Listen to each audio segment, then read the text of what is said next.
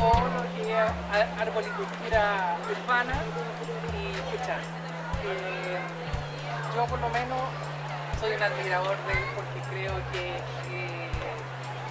ha estado trabajando en un medio, remando generalmente contra la corriente, ¿ya? Y yo creo que el hecho de que esté dando esta charla en este momento, el hecho de que esté participando activamente en universidades y en centros de formación técnica y con auditorios llenos, ya es una señal de que no ha sido tiempo perdido y que ha sido un tiempo ganado. ¿Ah? Así que no tengo ninguna duda de que no se van a decepcionar con esta charla. Muchas gracias, Sigrid. Muchas gracias. Hola, buenas tardes. Hola, hola, hola. Ya hizo todas las compras ya. Sí, todo. Qué bien, qué bien. Mira, que primero darle las gracias por la invitación al Club de Jardines de Chile. Esta es la segundo año consecutivo que estoy acá contando algunas cosas. En esta oportunidad por el tema Fundamentos de la Arboricultura Urbana, que es un librito que escribía, estuvo hace poco ya concluido, y que curiosamente tiene la gracia de que es el único en su tipo. O sea, nosotros tenemos muchos libros. Si uno busca libros de árboles, encuentra libros de poda, o los mejores árboles, o los árboles más bonitos, o los árboles más grandes, pero no encuentro un libro sobre fundamentos de arboricultura urbana, y eso me llamó la atención, y me decidí a escribirlo. Le contaba a Sigrid recién que me quedó harto material afuera, así que probablemente a fines del próximo año haya una segunda edición. Y ahora la idea es compartir con ustedes las claves. Este es como el mapa, en resumen es el mapa para recorrer el libro en pocas palabras. Así que, sí. Con Sigrid. no le he dejado el libro a ustedes. No lo has dejado. Sí, mira, al Club de Jardines le voy a dejar una cantidad de libros. Yo ando con 4 libros, traje 4. Pero les voy a dejar una cantidad a ustedes para que los tengan y... Que sea uno de los 4 lo que puedas comprar acá. Sí.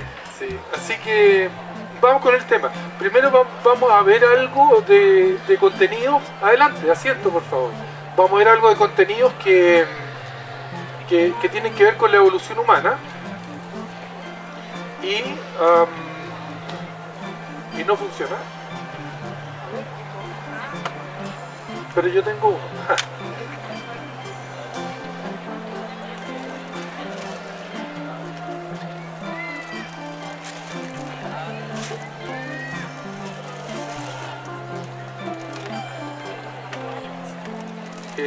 Pero yo tengo uno acá. Sí. Toma. Por favor. Después de dar tantas charlas durante mi vida, ando preparado.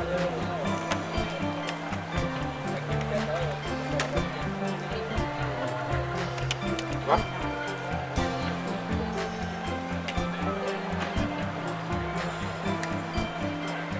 Ahora sí. De todas maneras. Perfecto. Quiero plantearles como idea inicial que durante la evolución, hace un montón de años atrás, varios cientos de millones, todos los mamíferos tuvieron un ancestro común, y este ancestro común era muy pequeñito, era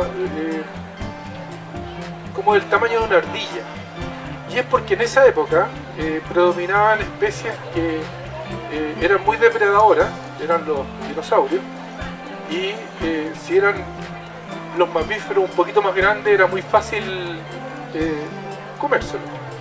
Entonces, durante este largo proceso me come el láser la pantalla. Entonces, ahí está, ¿ves? Durante este largo proceso nosotros tuvimos aquí un ancestro común de los mamíferos. Y este ancestro común de los mamíferos en algún momento se subió a los árboles. Empezó a subirse porque era insectívoro, porque empezó a alimentarse de las frutas y empezó a quedarse en los árboles. Y eso pasó durante mucho tiempo. Y este bichito que empezó a subirse a los árboles era esta reconstrucción con algunos elementos fósiles, y el tamaño, la proporción con una persona actual es esa. Era bien pequeñito.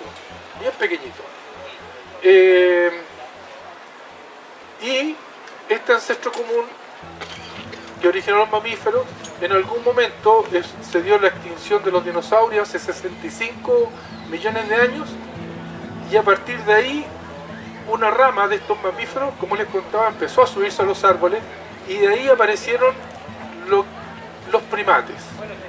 Los primates se caracterizan porque tienen 5 dedos y tienen este dedo opuesto. Los primeros animalitos que se subieron a los árboles no tenían este dedo opuesto. Este dedo opuesto se originó porque había que asirse de las ramas, y al asirse de las ramas y pasar de una rama a otra, se empezó a formar otra especie. Claro, se empezó a formar otra especie. Y esta especie, por ejemplo, los primates, generaron una musculatura muy potente. Voy a llegar a los árboles, ¿eh? Se formó una musculatura muy potente.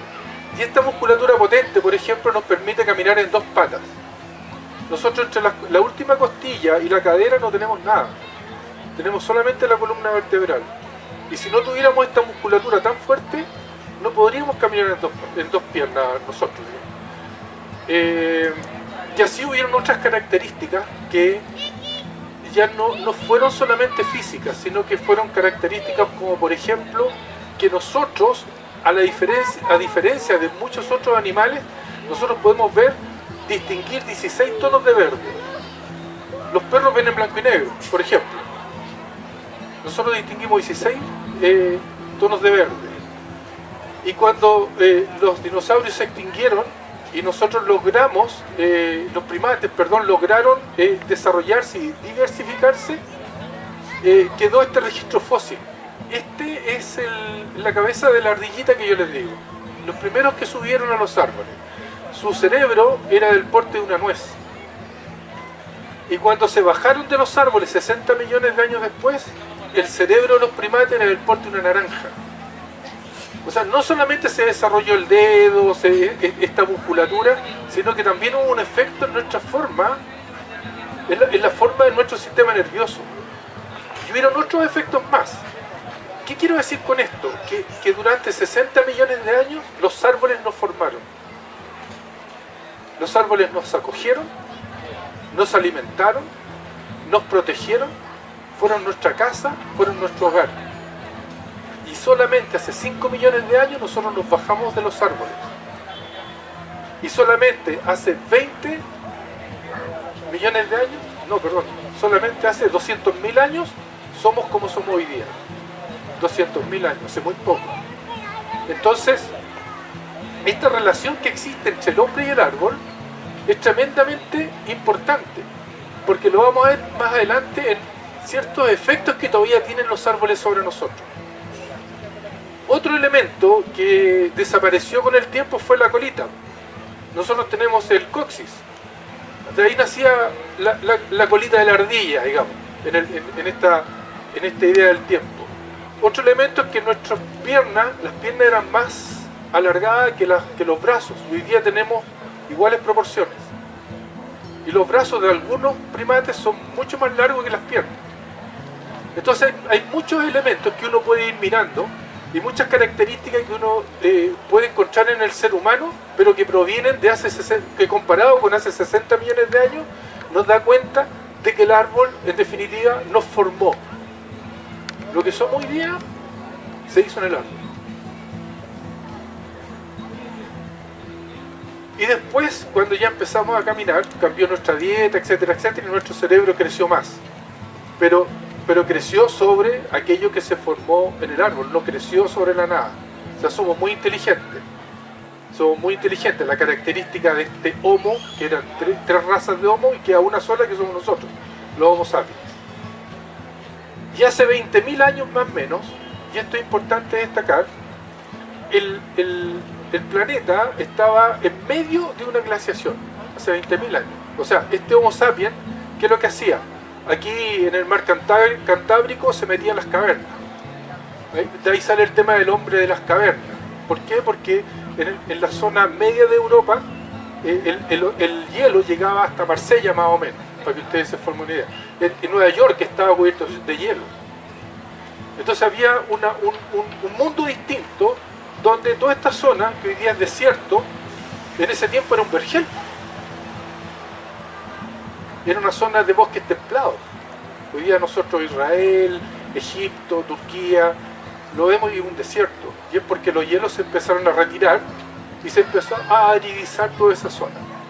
Y cuando se empezaron a retirar los hielos, los pueblos que estaban concentrados en este vergel empezaron también a ocupar las zonas que antes estaban ocupadas por hielo y empezaron a habitarlas. En la zona roja están los primeros habitantes, hace 8.500 años más o menos. Y este pueblo se llama indoeuropeo porque logró abarcar un terreno tan grande que va desde la India hasta Europa con sus mismas características. De hecho, tienen una base lingüística común. Y de ahí surgen todos los idiomas que nosotros conocemos hoy día. Y surge un concepto recontra importante. Todos estos pueblos tienen en común una adoración tremenda, bárbara, por los árboles. Y entienden al árbol como el único ser vivo que es capaz de conectar el cielo con sus ramas y su copa, bajar esa energía por el tronco en la Tierra Media, que es donde nosotros vivimos, y también conectar el inframundo, que es el subsuelo, porque según ellos en el subsuelo existían también mundos, seres fantásticos. Así como habían dioses buenos, para ellos también habían dioses malos. Entonces esta cuestión es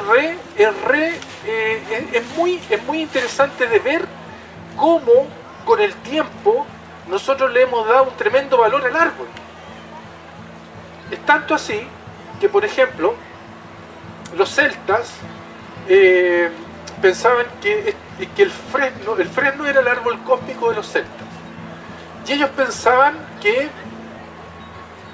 estos árboles que daban cuenta de todo lo que ellos conocían y lo que sabían, eran capaces de conectar estos mundos, el cielo con los dioses buenos, los dioses mayores, con el inframundo, con estos dioses menores que vivían también en ciertos espacios, no vivían en todo, había un cierto orden en esta especie de religión. Y es tan así que los pueblos que después vinieron a poblar América, y entre ellos están los mapuches, pensaban exactamente igual. Este es un rehue mapuche, que es un tronco con una escala, y si la machi sube por el tronco y llega a la parte de arriba en sus ceremonias, ella es capaz de conectarse con el cosmos. Y conectarse con todas sus divinidades. O sea, ¿qué quiero transmitirles con esto? Que la relación potente con el árbol es y fue universal. Tan así que hace 4.000 años surgió la primera ciudad, que es Sumeria. Sumeria era una ciudad, o sea, Sumeria estaba compuesta por varias ciudades, Babilonia, Ur y otras más. Y ellos tenían una cierta cultura, y ellos tenían lenguaje, y podían escribir, etcétera, etcétera. Y ellos escribieron este poema, que se lo voy a leer y después se lo voy a tratar de explicar. Dice: en Eridú ha crecido un quiscanú negro, creado en un lugar sagrado. Su brillo es como los rayos del lapislázuli y se extiende hacia el Apsu. Este es el sitio donde Ea deambulaba en el Eridú exuberante. Su domicilio es un lugar de reposo para Bau. ¿Qué significa esto? Eridu era el lugar donde ellos vivían, Mesopotamia. Un Kishkanu negro era una palmera negra, creado en un lugar sagrado. Su brillo es como los rayos de la pelada, se extiende hacia el Apsu, hacia el subsuelo. Este es el sitio donde Ea, la diosa de la fertilidad, deambulaba en Eridu, en Mesopotamia, exuberante. ¿Qué significa esto? Significa que en las primeras ciudades, el hombre trajo al árbol a vivir con él. La presencia del árbol en las urbes es tan antigua como las primeras urbes. Siempre estuvo el árbol en relación a las personas, a los seres humanos. Y aquí tenemos una lista de 36 especies que han sido utilizadas en Grecia, en China, por el Imperio Romano, por los celtas, en India, y estas 36 especies fueron conocidas y eran cultivadas en lugares donde se practicaban deportes, que digamos, no era deporte como ahora, sino que era entrenamiento militar, y eran también cultivadas afuera de los templos, porque, por ejemplo, griegos y romanos asociaban a sus dioses con árboles. Entonces hacían esa relación. ¿Qué otra relación? La relación de los celtas. Los celtas creían, le daban un carácter de divinidad al árbol, no lo asociaban con un dios. El árbol era un ser divino. Entonces, por ahí por el año 100 después de Cristo, estos árboles ya se conocían, ya se cultivaban, tilos, fresno, etcétera, etcétera, etcétera, robles, quercus, etcétera. Y se conocía no solamente cómo se reproducían, sino que cómo se cuidaban, etcétera, etcétera. ¿Qué significa esto? Que en el Imperio Romano se escribieron algunos tratados sobre árboles. El tratado más famoso lo escribió este caballero.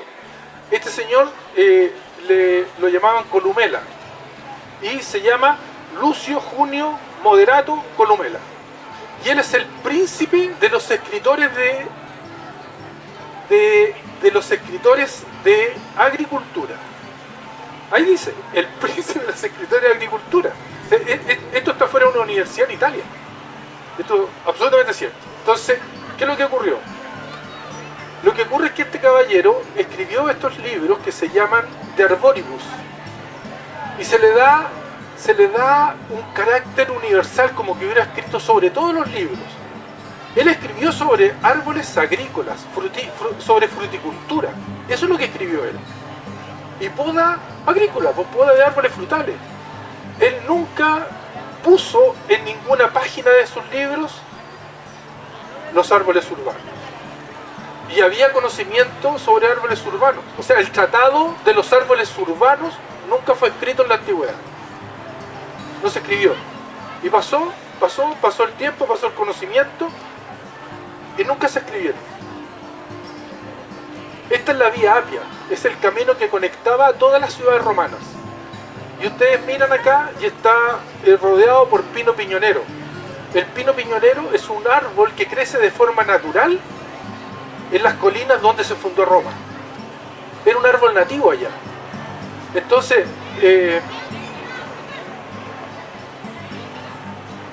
fue quedando en el pasado, de alguna manera, esta relación potente y preciosa que existía entre los hombres y los árboles. Ya en la Edad Media nos encontramos con que durante los 1000 años que dura la Edad Media, desaparecieron en Europa, desapareció la mitad de los árboles y los bosques que había en Europa. O sea, no hubo, era el único combustible que había. Y también era el único material de construcción y el único material con el que se construían buques. Entonces, la madera se usaba para todo. Y desaparecieron los bosques, y por lo tanto, ahí, si no se escribió el libro sobre los árboles en la antigüedad, menos se iba a escribir durante la Edad Media. Y llegamos al Renacimiento, al año 1600, Y en el 1600, esta es una imagen de Versalles. Nos damos cuenta que, por ejemplo, aquí hay árboles, pero estos árboles están podados. Entonces, en el 1600 sí los árboles son incorporados, pero son incorporados de una manera especial, a través de un arte que se llama el arte topiario. El arte topiario se usó mucho en el Renacimiento, se sigue usando, y lo tomaron los romanos de los griegos, y los griegos lo habían tomado de India. En India fue el primer lugar donde se empezó a podar setos para hacer un alineamiento y generar perspectiva. Y por lo tanto, nosotros hasta aquí tenemos dos formas de abordar los árboles. Dos formas. Una, la que escribió Columela en su tratado, que son árboles frutales, y la que se escribe o reescribe ahora con el tema del arte topiario. Y no tenemos más. Entonces, como que se fue perpetuando de alguna manera el desconocimiento sobre cómo manejar y gestionar los árboles urbanos. Eso fue lo que ocurrió. Y aquí tenemos Champs-Élysées, y si ustedes se fijan, los árboles perfectamente podados. O sea, hay gente que dice, no, que los árboles urbanos no se podan. No, si se podan. O sea, mientras nosotros podamos lograr que los árboles crezcan de mejor forma y ocupen de mejor forma el espacio que tienen disponible, claro que se podan, pero hay que hacerlo bien. Hasta ahí puede llegar uno, digamos. Y después del Renacimiento viene la Revolución Industrial. Y ahí nace el concepto de los pulmones verdes, porque el aire estaba contaminado, la gente vivía en lugares que no estaban urbanizados, y por lo tanto habían enfermedades y no era una cuestión agradable. Y en Inglaterra surgió la idea de creemos parques, abramos los parques que existen a la comunidad, y esta idea de los pulmones verdes para que la gente haga ejercicio, para que la gente se recree y pueda oxigenarse de alguna manera. Y a mí me gusta mucho tratar esta parte porque este es un dibujo, una pintura, y lo que está al fondo es el Cerro Santa Lucía. Y esto lo hizo un marino porque más o menos en 1850 se iba a poner ¿cómo se llama? Un telescopio en el Cerro Santa Lucía. Y en 1872 se hizo un diseño para hacer un parque en el Cerro Santa Lucía, y ese diseño se lo compró Benjamín Vicuña Maquena. Y en 1872 se empezó a crear el parque que hoy día tenemos en el Cerro Santa Lucía. Se empezó a forestar, se empezaron a hacer la infraestructura, los caminos, etcétera, etcétera. En 1872 también se hizo el Parque Cauciño, actual Parque O'Higgins. 1872. O sea, nosotros en Chile somos pioneros en esta cuestión. Y no sé por qué no nos sentimos tan orgullosos, digamos. Y la Quinta Normal, que se empezó a hacer más o menos en 1850 con Claudio Gay, y que en 1870 ya habían viveros y había una serie habían diversas especies establecidas en ese lugar. Entonces nosotros tenemos 3 parques que estaban en 1870 ya empezando a crearse, y gran parte de ellos estaba creada en 1910, 1914. Y después, bastante después, aparece el Central Park, que es una cosa bien distinta, en el sentido de que tiene una infraestructura que, por ejemplo, conecta las lagunas. Está pensado de otra manera, está pensado con una cierta funcionalidad, y está construido para que esa funcionalidad resulte. Entonces el Central Park se convierte en un ícono, pero cuando el Central Park se convierte en un ícono, nosotros ya llevábamos en Chile 50 años de parques urbanos funcionando espectacularmente bien. Y eso me gusta decirlo, es bonito. Y aquí puse una imagen de una calle en Nueva York, porque lo que nosotros tenemos son muchas experiencias y tenemos muy poca sistematización del conocimiento. hasta el día de hoy, por ejemplo, se discute y se ha discutido toda esta semana si la ley del árbol va a prohibir los plátanos orientales o si la ley del árbol va a permitir los plátanos orientales. Y el mismo ministro de Agricultura dijo el domingo que lo iba a prohibir y el lunes mandó una carta al diario Mercurio diciendo que no lo iba a prohibir.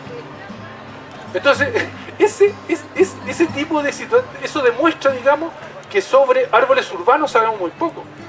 Porque hemos escrito muy poco, hemos sistematizado muy poco. Y aquí tenemos una lista de los beneficios de los árboles. Los árboles urbanos generan más o menos 25 beneficios. 25. Si alguien tiene otro más, yo lo publiqué por ahí en mi blog, pero si alguien tiene otra más, me lo manda y yo lo agrego.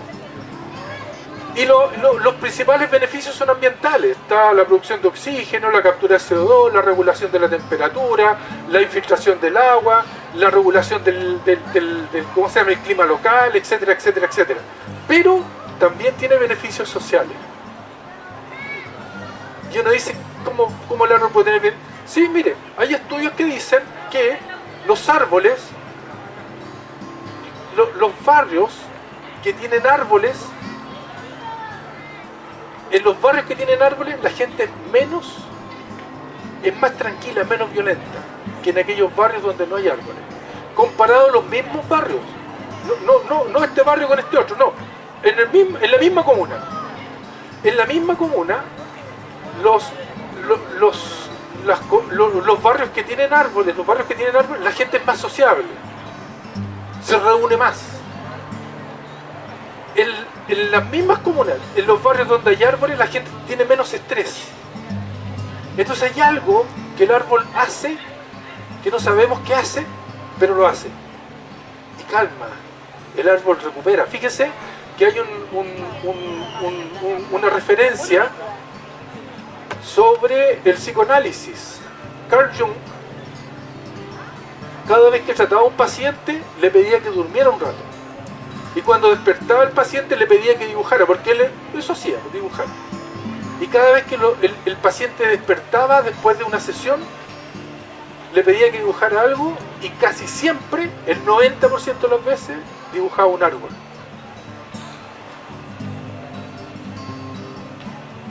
¿Por qué tenemos el árbol metido dentro nuestro? ¿Dónde está el árbol? El árbol de alguna manera nos formó, el árbol nos estructuró y nosotros en la relación con el árbol vivimos mejor. Hay otro estudio que dice que los pacientes que están en salas cuyas ventanas miran hacia los árboles se recuperan más rápido que los pacientes que están en salas cuyas ventanas miran hacia el concreto o hacia el cielo.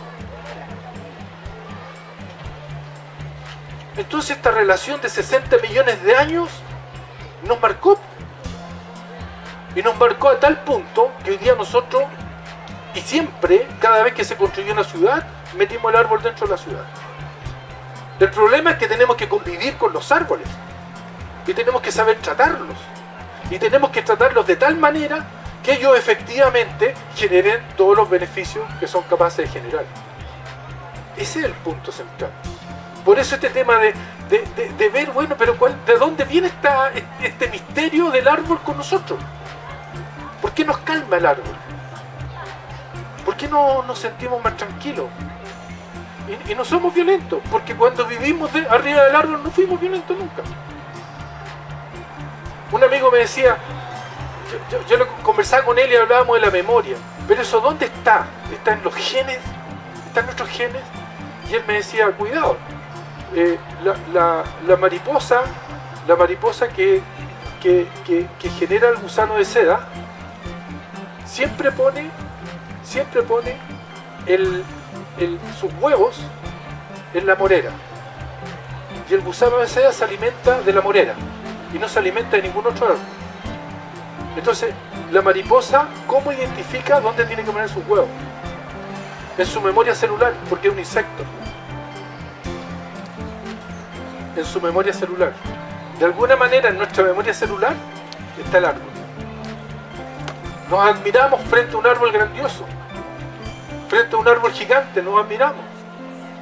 Una foto de un árbol bonito, un flamboyant, por ejemplo, en flor, oye, nos quedamos mirando la foto. Fue nuestro hogar. Pero tú lo pones en Google y te aparece flamboyant, y a mí me encanta. Yo dije una vez, me preguntaba, yo dije, ¿podrían poner flamboyant en Arica? Sería bonito. ¿Sí? Flamboyant. Y vean ustedes lo que ocurre. Cuando esto se hizo un estudio, lo hizo la Universidad de Chile, lo hizo el año 94. El año 94. Cuando se dio este mapa, todo el mundo dijo, bueno, interesante, pero aquí hay inequidad.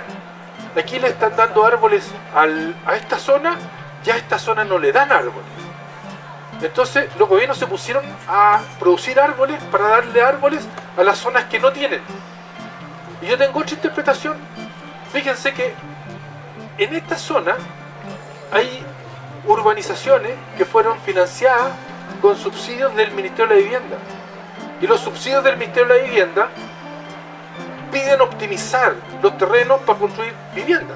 Y por lo tanto no hacen calles, hacen pasajes. Y en los pasajes no caben los árboles. Esto es el resultado, en mi opinión humilde, esto es el resultado de una política del Estado promovida e implementada por el Ministerio de la Vivienda, que le niega la posibilidad de tener árboles a los segmentos más pobres de nuestro país. Claro. Entonces, ¿qué es lo que quiero decir con esto? A mí no me interesa hablar mal del Ministerio A, B o C. A mí lo que me interesa decir es que no hemos resuelto nuestra relación con el árbol. Si el árbol tiene todas estas propiedades y tenemos esta relación tan rica y está en nuestra memoria celular, etcétera, etcétera, etcétera, ¿cuándo vamos a resolver bien la relación con los árboles? La relación con los árboles, que además es urgente debido al cambio climático. Las ciudades siempre tienen una temperatura 4, 5, 6 grados mayor que la temperatura que existe en las zonas rurales alrededor de las ciudades. El año pasado hubieron 6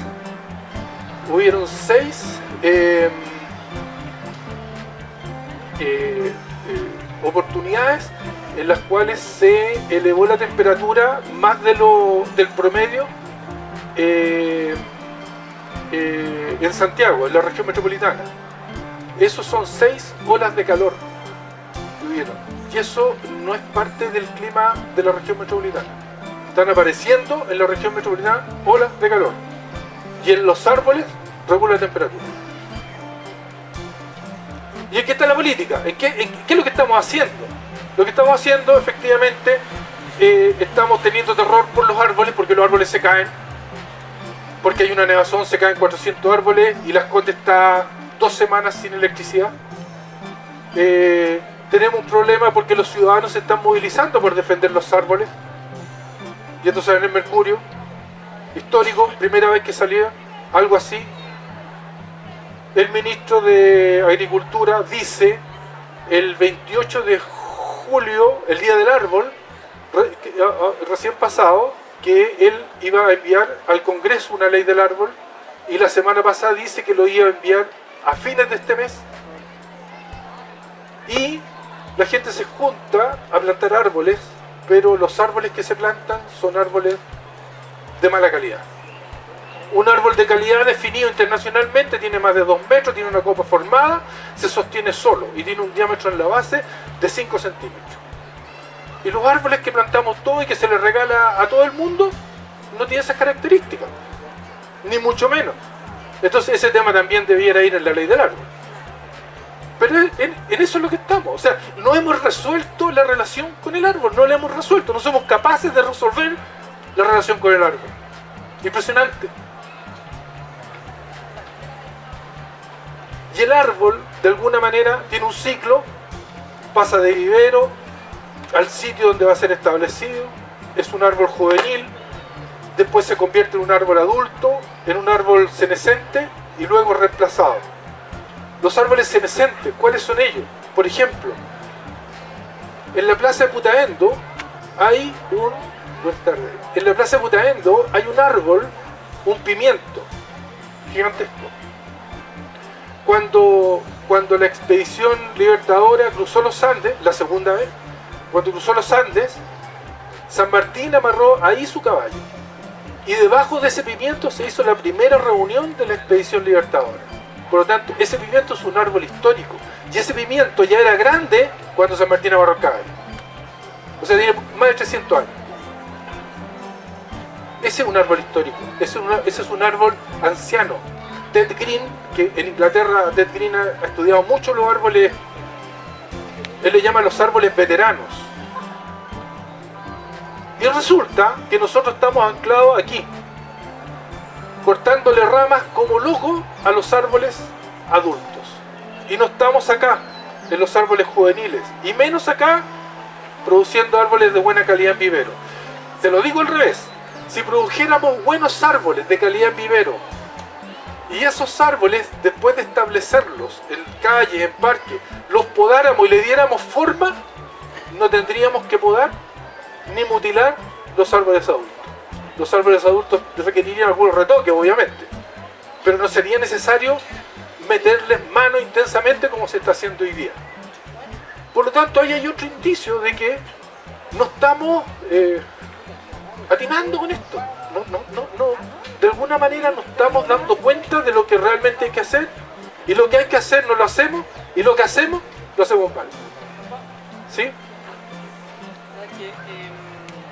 Te quería preguntar sobre el tema de los viveros. ¿Por qué te refieres que hay como mala calidad? Porque entendí que antes te referías como a... No, muy claro, muy claro. El principal productor de plantas, de árboles en Chile es CONAF. Clarito. Lo que pasa es que viendo ese ciclo, Sí. Sí. Me genera como la mayor duda tiene que ver con que a lo mejor todo ese ciclo se cumpliría súper bien si las especies que se escogieran para poner en un medio urbano fueran las apropiadas. Entonces, creo que a lo mejor lo que ocurre también es que hay una mala elección de especies que generan como una mayor demanda de trabajos, de poda o lo que sea, para poder llegar a un estilo X de... Y yo creo también eso sumado al desconocimiento y al mal... No, súper bien. Mira, dos conceptos claros. El primero, todos los árboles tienen un espacio en la ciudad. Todos. No, a priori no nos negamos ninguno. Segundo, la selección del árbol depende del espacio. La arborización no empieza cuando yo tengo un árbol. La arborización empieza cuando yo tengo un lugar. Y yo puedo decir qué espacio tengo en ese lugar y qué volumen de árbol adulto va a poder contener. ¿Cómo está el suelo? Y cuando yo caracterizo ese espacio, yo puedo recién ir a elegir el árbol, según el clima, el lugar, etcétera, etcétera. Pero hoy día, ¿cuándo empieza la arborización? Cuando te regalan un árbol. Ah, tengo que ir a plantarlo, plantémoslo ahí. Es al revés. Entonces toda esa serie de situaciones, por decirlo de alguna manera, se acumulan y van generando una muy mala gestión del árbol en la ciudad. Y es porque no entendemos el asunto del principio. Si se entendiera el asunto del principio y fuéramos secuencialmente avanzando hasta llegar al día de hoy, nosotros entenderíamos perfectamente de qué se trata el cuento. Pero no lo entendemos. Bueno, esto eran letras blancas. Estas eran letras blancas. Lo que quiero decir de esto es lo siguiente. Lo que yo escribí ahora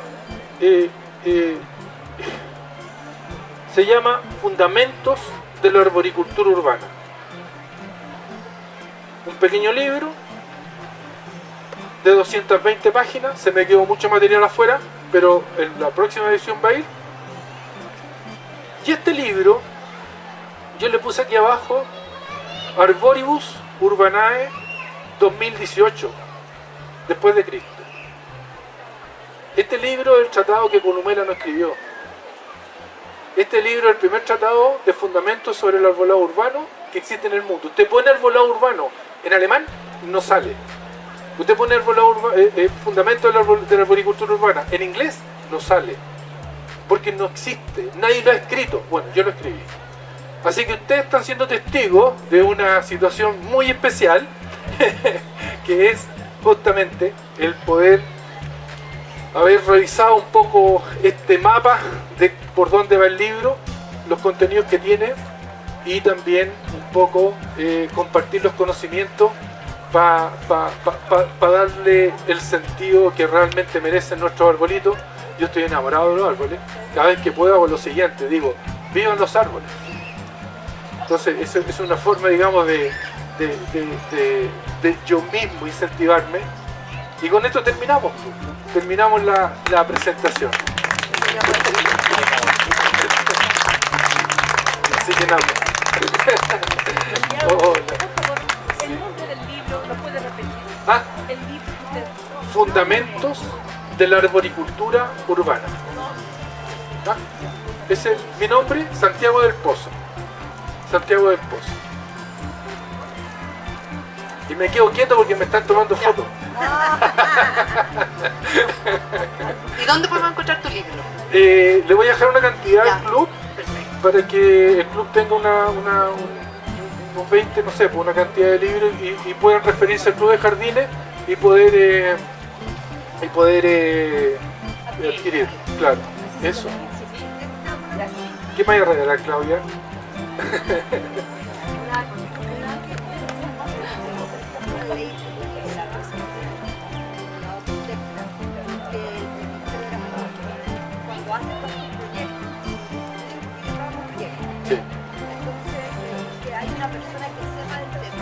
Hay alguna persona que sepa el tema como tú. Te voy a poner un ejemplo, a ver, algo práctico. Acabamos de terminar hace unos 3 meses algo inédito, ya encuentro porque por lo menos en la 10ª región, un parque se llama Parque Río Negro de Alerce. Ya es una zona para personas de escasos recursos, pero es maravilloso. O sea, todavía no se entrega, ¿ya? Yo vi el proyecto hace como 5 años, al final cuando se aprobó no se puso el pasto, pero se logró hacer. Pero ¿qué pasó? Yo soy forestal de profesión y me dedico a los jardines hace 18 años. Y me di cuenta cuando me entregaron el proyecto, le dije falta esto, falta esto, falta esto, falta esto. ¿Quién hizo el proyecto inicial? No, lo mandaron de Santiago. Ya, ahí partimos. Pero este árbol no se da acá, ya, hasta que logré cambiarlo. Luego después cuando logré cambiar los árboles, yo le dije, bueno, pero tenemos una riqueza de arbustos. Entonces al final me dijeron así, palabras textuales, pon lo que tú quieras, porque tú eres la que sabe. Entonces no hay detrás una política que te diga, ¿sabes qué? Vamos a hacer una reunión con las personas que saben, o sea, puedo ser yo, puede ser cualquier persona de la 10ª región, y que las personas, en este caso en un proyecto Serviu, cuando se hizo el proyecto, que se junten con los entes idóneos para poder darle, ¿por qué? Porque se preocuparon, no sé, pues, de los senderos, de los quinchos, del cierre, pero claro, pero es un parque. Entonces un parque, la idea era para mí mostrar toda la riqueza que tenemos en la 10ª región, pero eso jamás, o sea, ahora tengo otro más que estoy haciendo los bajos de Frutillar, es un muelle maravilloso que depende del Ministerio de Obras Públicas, Dirección de Obras Portuarias, es lo mismo, o sea, cambié de hecho una planta que yo no la conocía, que la veo, claro, y dije, la planta me llama, de los muelles hacia arriba, no se me da, ¿me entiendes? Entonces, pero eso viene de Santiago, entonces significa que algo está pasando en la estructura central, que no hay un ente que diga, ¿sabes qué? Que podemos buscar personas dentro de la región que nos asesoren para hacer tú u otras personas. Y yo creo que de ahí parte la cosa, creo yo, o sea, esa es mi opinión. Mira, el árbol está en una situación de orfandad muy grande. Las personas que se preocupan de los árboles, por ejemplo, el Club de Jardines de Chile, lo hace ad honorem, con su propio esfuerzo, tienen especialistas y bastante buenos. Otro organismo, hay otros organismos más que les vaya bien.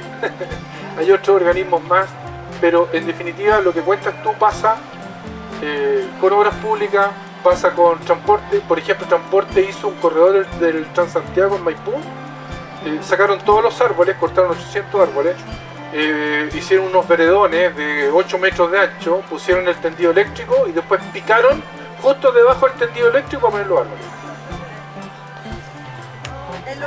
Entonces pasa con las municipalidades, por ejemplo, cuando hacen los tratados los trazados de la ciclovía, y lo hacen de línea recta y la gente reclama porque hay árboles. Entonces, según los tipos, hay que cortar todos los árboles para hacer una ciclovía y después plantar árboles. Entonces, es súper complicado. Claro, claro. Entonces, es generalizado. Debería partir del hecho de que cuando se hace el proyecto, dentro de que haya un presupuesto, no solamente para el diseño de la acera, la parte importante, porque es un Obviamente, parque. obviamente, sobre todo ahora, porque fíjate que los árboles que hay en Santiago, en la Quinta Normal, en el Parque O'Higgins, en el Cerro Santa Lucía, fueron elegidos hace 100 años. Eso los trajo Claudio Gay a Chile. Claudio Gay no sabía el clima que íbamos a tener hoy día. Y el clima que vamos a tener en 100 años más es muy seco. Entonces, si hoy día no se eligen bien los árboles para el clima de 100 años más, la verdad es que esos árboles se van a secar y se van a morir. Hay que pensar así la ciudad en décadas. Y estamos ahí, pues estamos en la lucha, por eso escribí el libro, hay un montón de cuestiones. Pero yo creo que estamos avanzando porque cada vez hay más percepción de las personas respecto de valorar el tema árbol y valorar el tema ciudad. Eso.